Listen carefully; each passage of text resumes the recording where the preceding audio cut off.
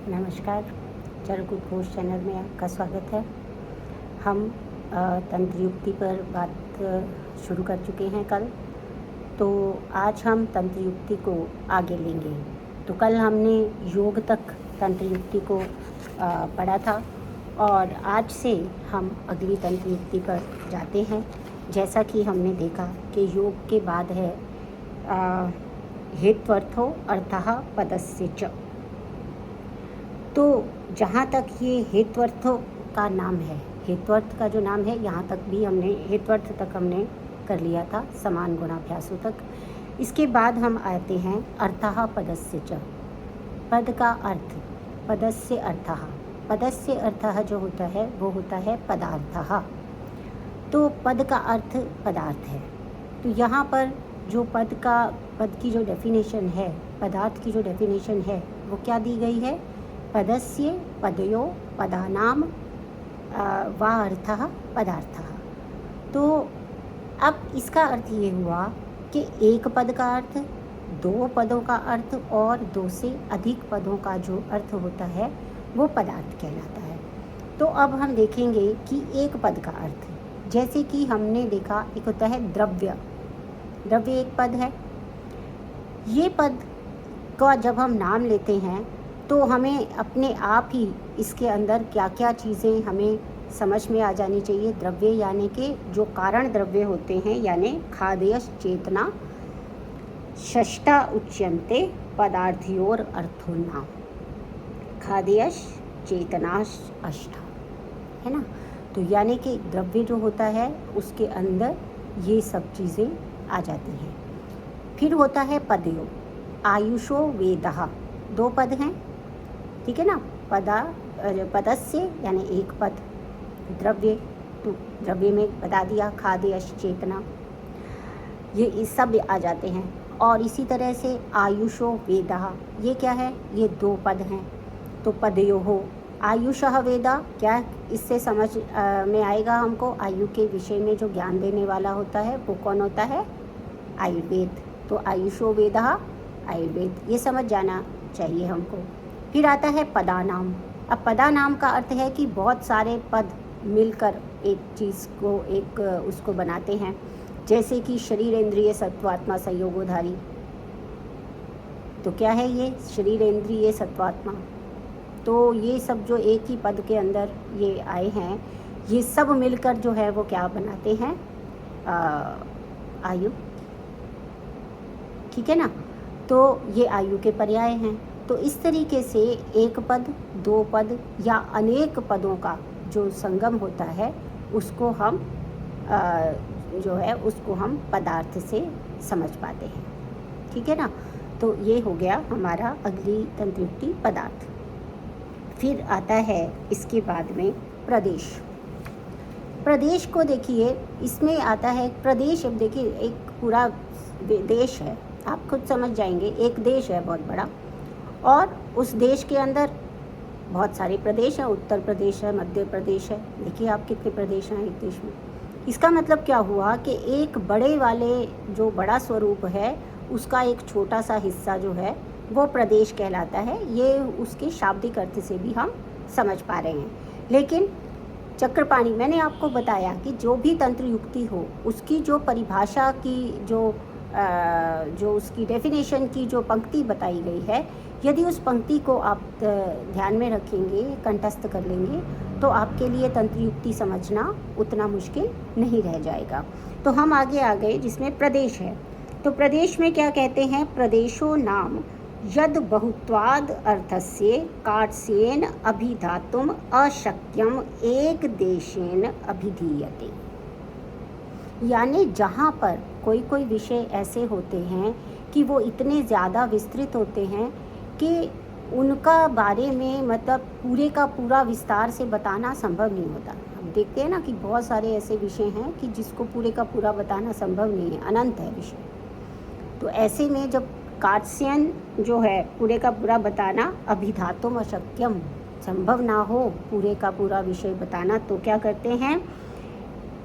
तब एक पद उसका जो एक पद है, एक ही देश का जो है एक छोटे से भाग को हम बता देते हैं। जैसे उन्होंने उदाहरण दिया, आनुपन एक देशो अयम उक्तः प्रायो उपयोगिकः, यानी कि ये जो अनुपानई अनुपानई एक देशो अपयुक्तः, यानी जब अनुपान का वर्णन कर रहे हैं, अनुपान जैसे कि भोजन के बाद किया जाता है, तो जो अनुपान का जब वर्णन कर रहे हैं तो वो क्या कह रहे हैं, अनुपान एक देश हो, एक देश जो उसका मतलब एक छोटा सा भाग, एक फॉर एग्ज़ाम्पल जिसे हम कहते हैं, फॉर एग्ज़ाम्पल थोड़ा सा बता दिया हमने उसके विषय में, क्योंकि अनुपान का विषय बहुत ही विस्तृत है, तो एक बता दिया है हमने। प्रायो उपयोगी कहा, क्या उसका हमने वो जो छोटा भाग बताया है ना, जो छोटा भाग बताया है, देखिए जो छोटा भाग बताया है उसका भी रीज़निंग दी है कि उन्होंने कहा कि यही क्यों, अगर हमें कोई छोटा सा ही भाग लेना था तो और कुछ नहीं, यही क्यों लेना था, तो यही इसलिए लेना था क्योंकि वो प्रायः उपयोग में आने वाले होते हैं। ये सूत्र स्थान अध्याय 27 में जब आप अनुपान का वर्णन पढ़ेंगे तो वहाँ पर ये आपको मिल जाएगा। तो यहाँ मैं आपको ये भी बताना चाहती हूँ कि जैसे अनुसंधान के विषय में भी अगर हम देखें तो एक होती है हमारी पॉपुलेशन। अब हम कोई भी अगर रिसर्च करते हैं, किसी भी काम पे हम अनुसंधान करना चाहते हैं, तो वहाँ क्या है, हमें ये समझना पड़ेगा कि सारे का सारा विषय, सारी की सारी पूरा देश, पूरी पॉपुलेशन को हम जो है वो उसमें नहीं ले सकते हैं, पूरी पॉपुलेशन को हम नहीं ले सकते। तो हम क्या करते हैं, उसमें से सैंपल निकाल लेते हैं।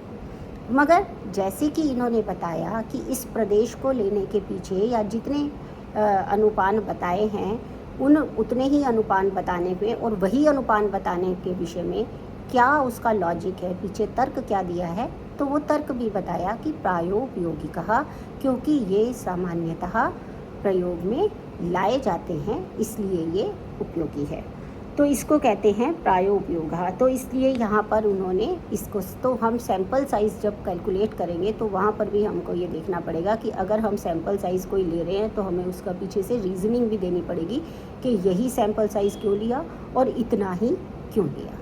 ठीक है, तो ये बात आपको यहाँ समझनी है।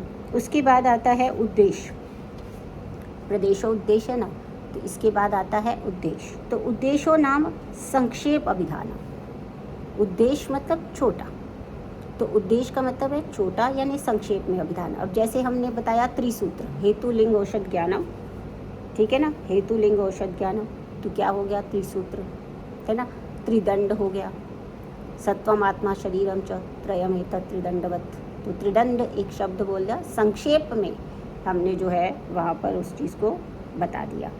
ठीक है, जैसे कि अनेन सर्व आयुर्वेद अभिधेयो उद्देश्य, क्या हुआ, सारा का सारा आयुर्वेद का जो ज्ञान है वो 3 सूत्र पे, स्त्री सूत्र पर आधारित है।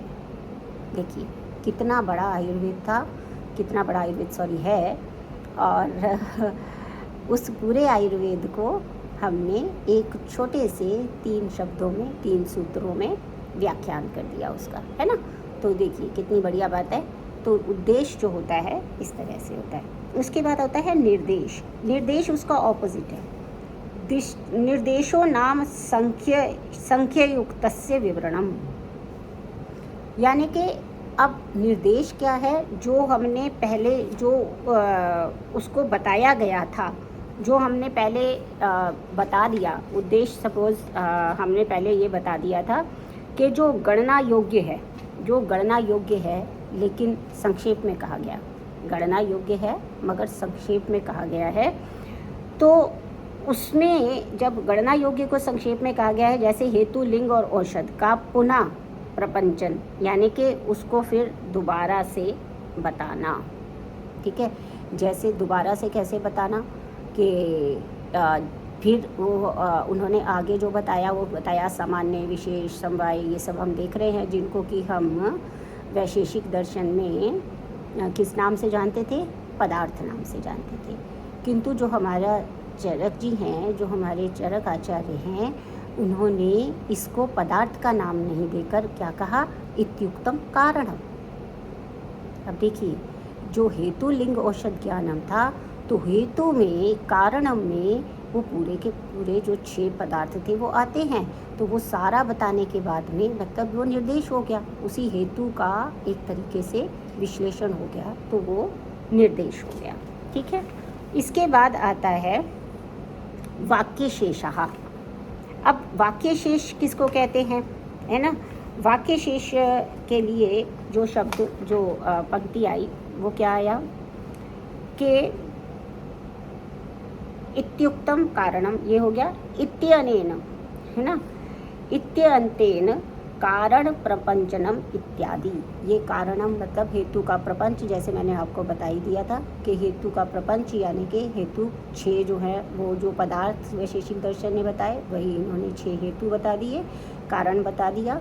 तो इसको इस तरह से उसका प्रपंचन का मतलब होता है उसी को ही पूरी तरह से विस्तृत कर देना।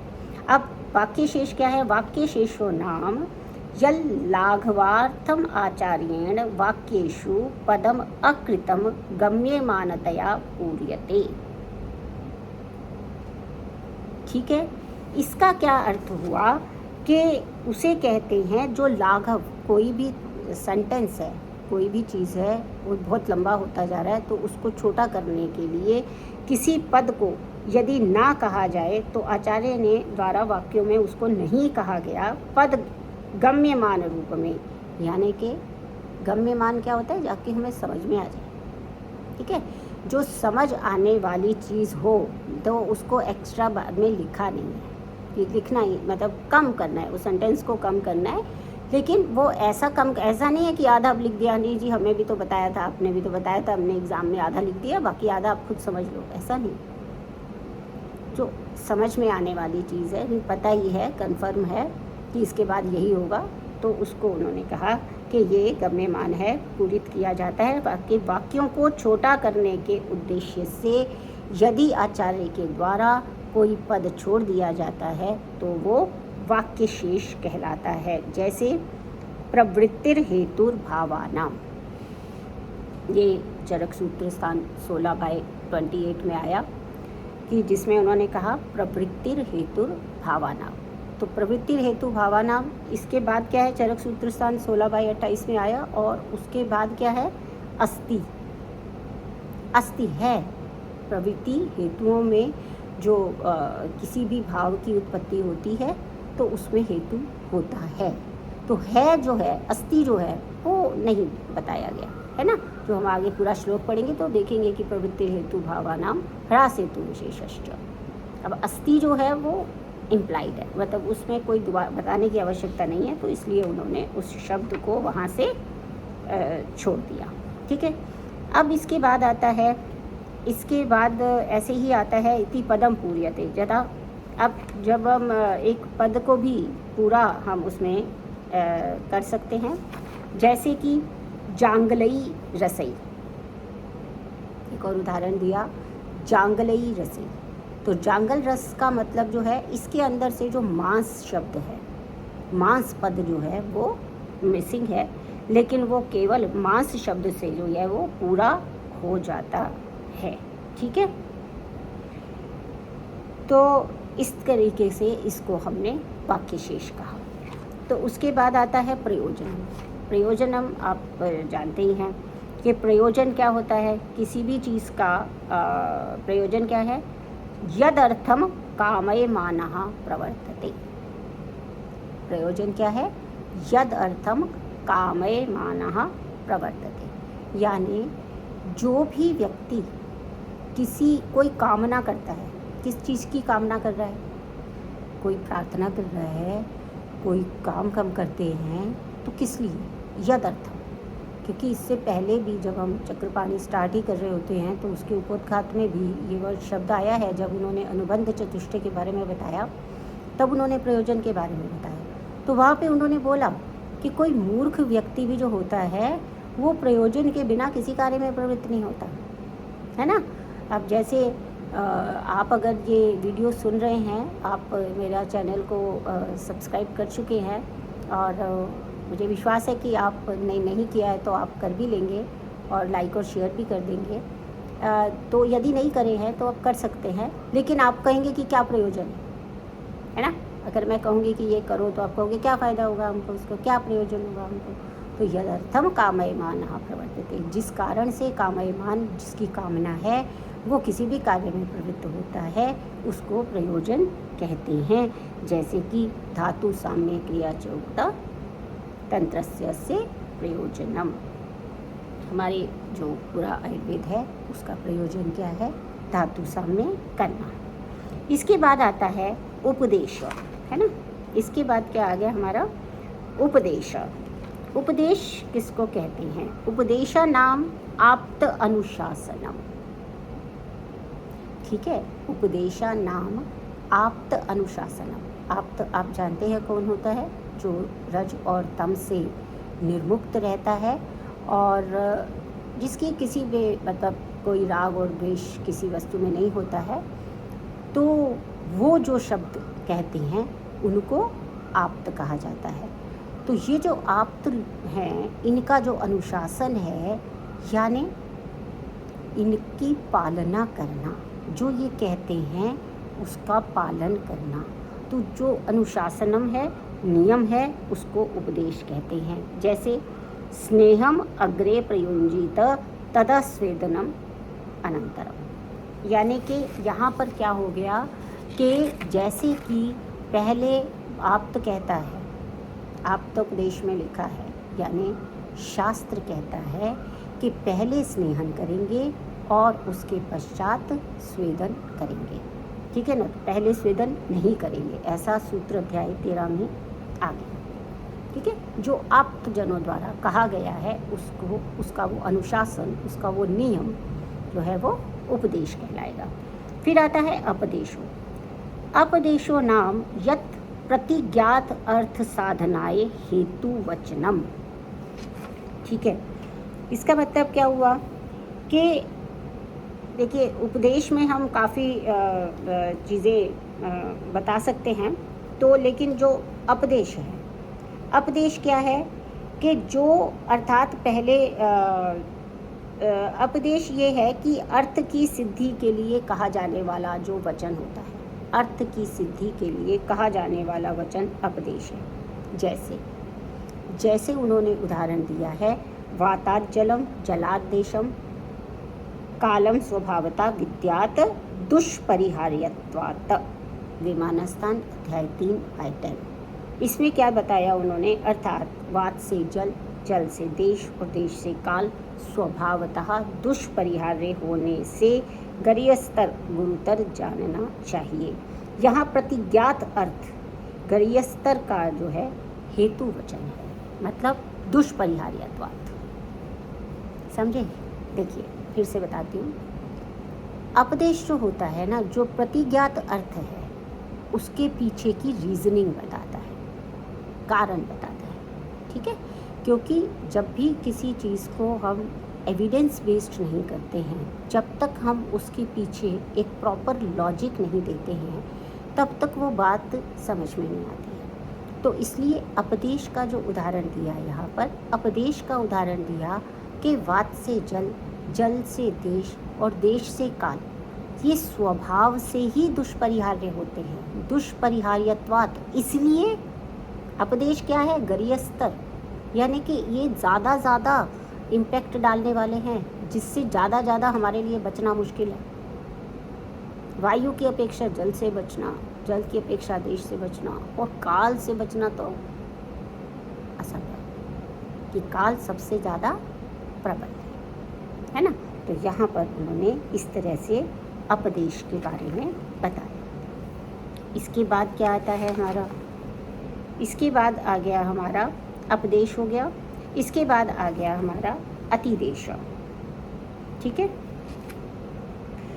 तो अतिदेश क्या है, अतिदेश में जो चक्रपाणी कह रहे हैं उस लाइन को पढ़ना ज़रूरी है।